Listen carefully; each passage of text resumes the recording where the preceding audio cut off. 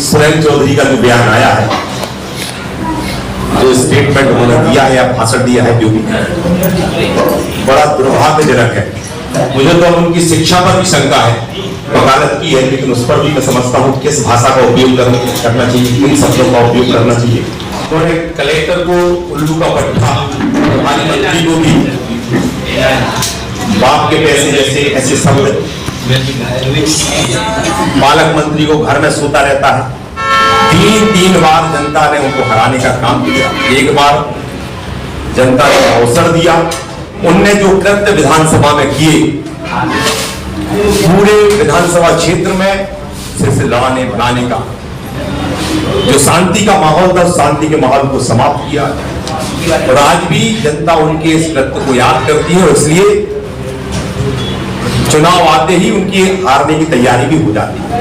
तो इस बात की उनको पीड़ा है कि हमें क्यों कोई पद नहीं मिल पा रहा है, और इसलिए अमर्यादित भाषा का उपयोग कर इन्हें हम लोग कानूनी आगे चलकर कार्रवाई भी करेंगे।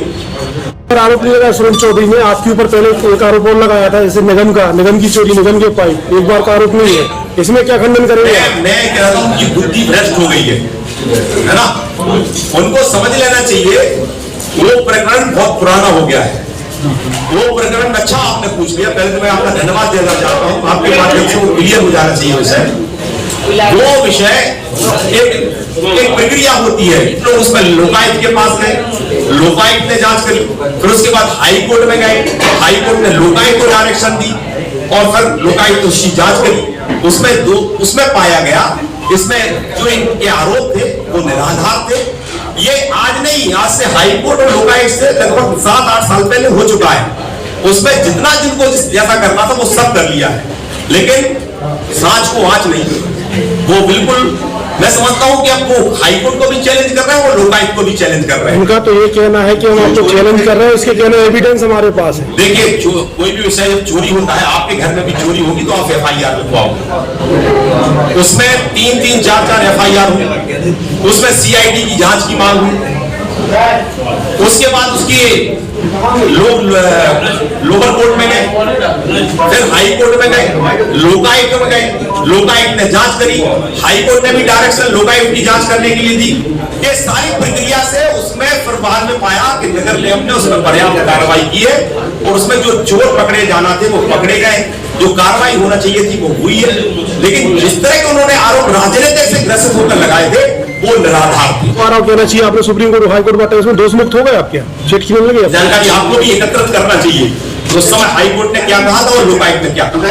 उस समय सुरेंद्र चौधरी कहां थे, उस समय कांग्रेस कहां थी? तो राजनीतिक लाभ लेने के लिए सब करते हैं, वास्तव में ये अपराधियों के साथ में। और इस तरह का जो उन्होंने दिया है जो स्टेटमेंट, वो ठीक नहीं, इसके लिए निंदा के लिए भी जगह नहीं। ये आरोप लगाते हैं तो भास्कर में खुद फरियादी जो है जिनकी बिल्डिंग गिरी, उन्होंने आरोप लगाया कि विधायक के कहने पर गिरी। सुरेंद्र चौधरी को यदि बोलना था तो जब शारदा खटीकी ने जिला योजना समिति में गलत तरीके से बिल्डिंग गिरी, तो उस समय एक तरफ कांग्रेस कह रही थी बिल्डिंग गिराओ और दूसरी तरफ कह रही, वहां जाकर जिला योजना समिति में अधिकारियों के सामने बैठक में यह कहा जाता है कि आपने गलत गिरा। ये दोहरी राजनीति, ये जनता के बीच में आपके माध्यम से जाना संवैधानिक पदों जीत चुका हूं। ये हर चुनाव में उठते हैं विषय, लेकिन जनता जानती है इस चीज को। दूसरा विषय है यात्रा को प्रश्न खड़े करे, उन्होंने प्रश्न खड़े करे जग्गू हत्याकांड पर, उनने प्रश्न खड़े प्रभारी मंत्री पर। तो ये सारी चीजें जोड़कर मैं इस प्रेस को, आप यह कहना चाहिए आपकी विधानसभा में पनप रहे हैं काफी कॉलोनी लाइजर, काफी भूमियों पर अधिग्रहण कर रहे हैं, उसमें क्या कहेंगे आप बताइए, हम लोग कार्रवाई करेंगे, बताइए किसके ऊपर कार्रवाई। ठीक है, तो पटकुई क्षेत्र हो गया आपका, सेमरा क्षेत्र हो गया आपका।